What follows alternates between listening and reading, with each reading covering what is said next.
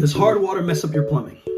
In this video, we're gonna find out. Let's take a look. Okay, so we gotta understand what hard water is first. Now, in the last video, I discussed hard water. I'm gonna put the link down below so you can see what really hard water is. But for those of you that aren't gonna watch, because you're not, I'm gonna explain it again.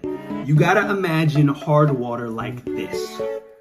Hard water is like granulars of salt.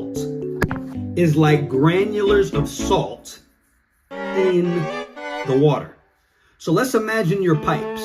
Let's imagine the pipes that you have in the home. If every single day you have this type of texture of stuff going through the pipes, it's only going to be a matter of time before the pipes get clogged, so on and so forth. Now,